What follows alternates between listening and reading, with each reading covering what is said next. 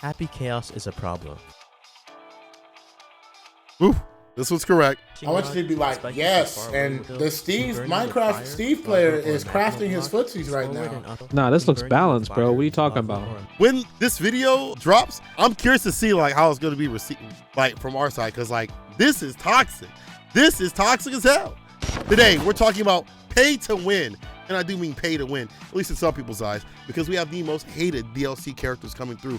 Some of these characters are going to be buffed, broken, or maybe just busted.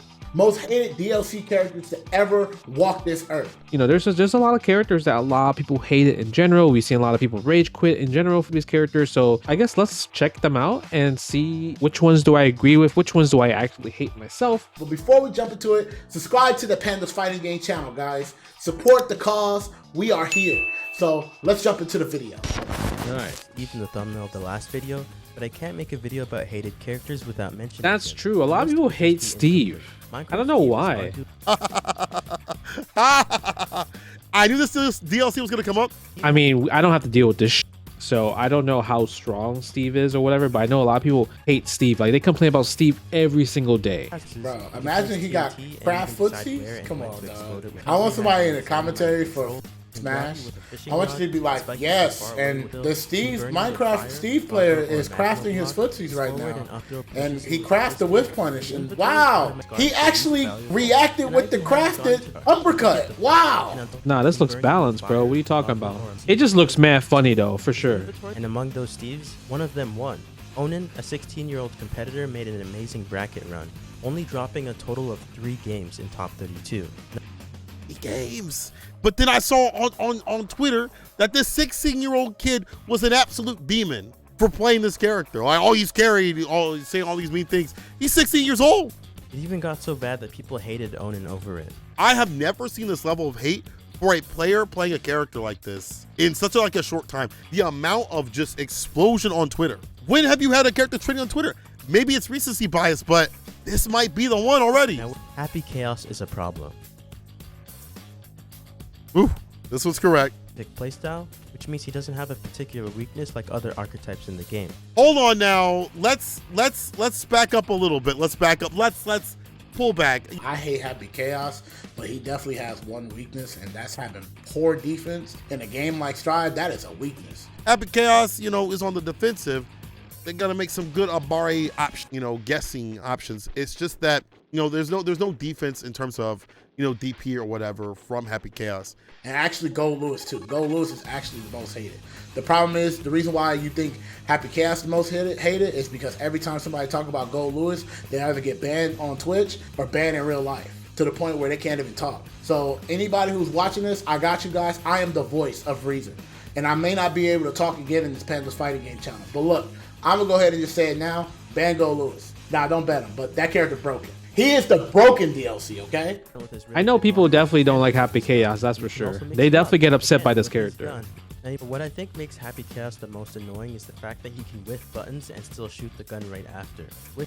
This right here is why this character is one of the most hated. You are fighting Happy Chaos. He was 5D. You see the yellow flash. You see the smooth pass. It's your turn to get in that ass. No go. Not gonna happen, bro.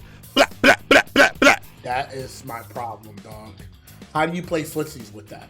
That's good though. That's just unique. That's Guilty Gear unique style. I don't know if that's just Guilty Gear unique style. Believe it or not, something like this wouldn't be so bad in Revelator 2 or like older Guilty Gear games, but because you strengthen the Gatling so much and he can freeform like that, it just doesn't make sense. If you're gonna release characters like that, open the game up. I want characters like this to be cool, but open the damn game up. I don't want to be waiting every season when the game, each season of the game, it's like, oh, you open this window. Luke is a classic example of a character that was forced into a game. Luke Capcom is obviously trying to go in a different direction, as we've seen with all the information we got from Street Fighter 6. Luke is not that bad.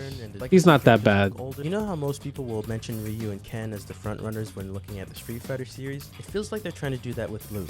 He's basically the poster boy of Street Fighter 6. Yeah. I mean, it's kind of like Street Fighter 3. Street Fighter 3, Alex is actually the main character. It's just like their version of kind of like Third Strike, where like Ryu and Ken are in the game, but they're not the main characters of Street Fighter 3. They definitely gave him main character energy by how strong his moveset was. He definitely is buffed up as a protagonist. He's got the protagonist power up. He's got the paw armor on him. He was just a better version of other characters. There are a lot of Shotos in Street Fighter.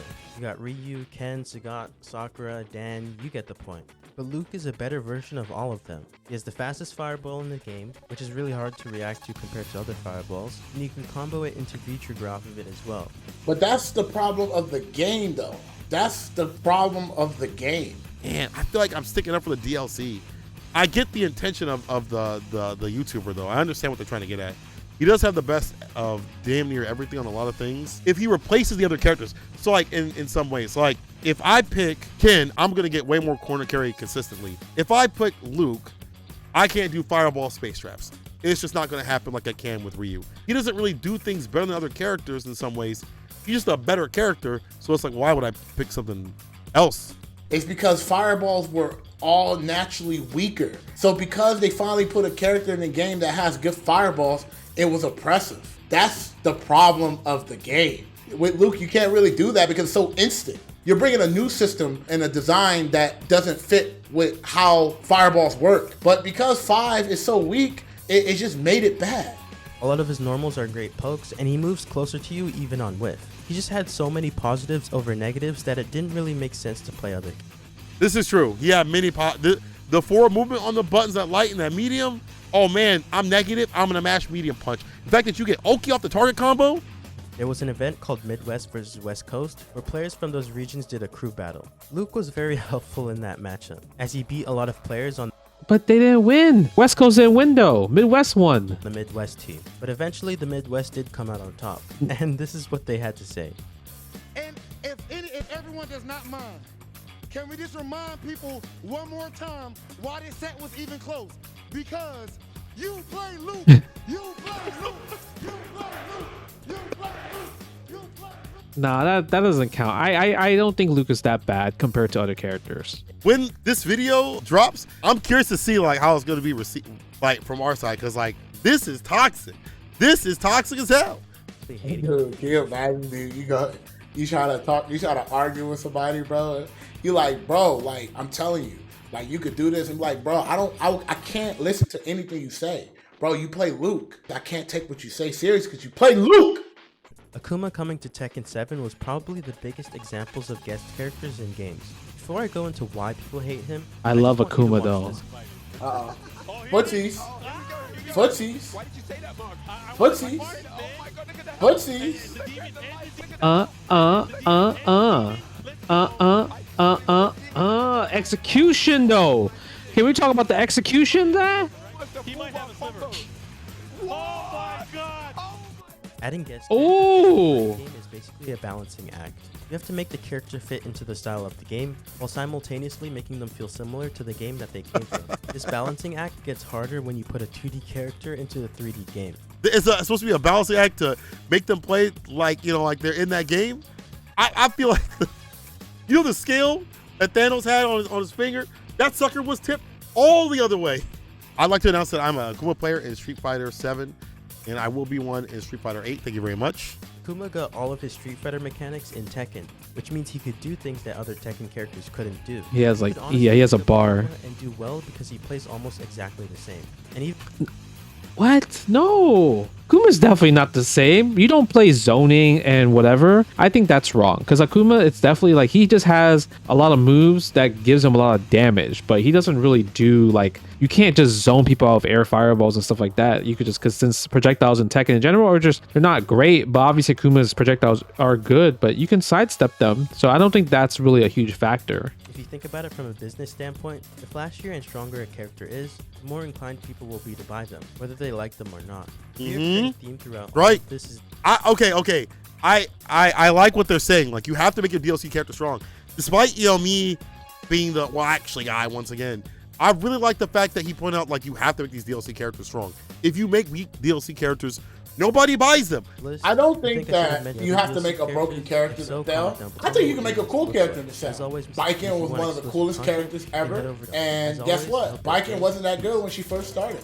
Overall, this is a pretty good video, but I think my problem with the video is that it uses a lot of modern fighting games. Like, it's not the most hated fighting game DLC characters, because these are just like the most modern hated fighting game characters. You know what I mean? I'm surprised Leroy wasn't mentioned in the King of Fighters team of Billy King and such. We didn't really see that. I'm surprised considering how much of an impact both those characters had in their respective scenes. I think the older games definitely are more problematic compared to modern fighting game. Like, maybe Steve is, I don't know, I don't play Smash, but Steve seems like the crazy one. But even then, like, I heard Kazuya is also a big problem in Smash Brothers. I think I hate Minecraft Steve the most, just because I can just imagine how unfun that is. We definitely saw them talk about how, what made this character strong. We saw Steve, which I think is probably one of the most hated, if maybe it's recency bias, but most hated DLC characters besides, I guess, Leroy. It was a pretty decent list. I would have liked to add a little bit more to it. I'm sure y'all want to too as well. So do so in the comment section below, and we'll see you in the next video. Peace out.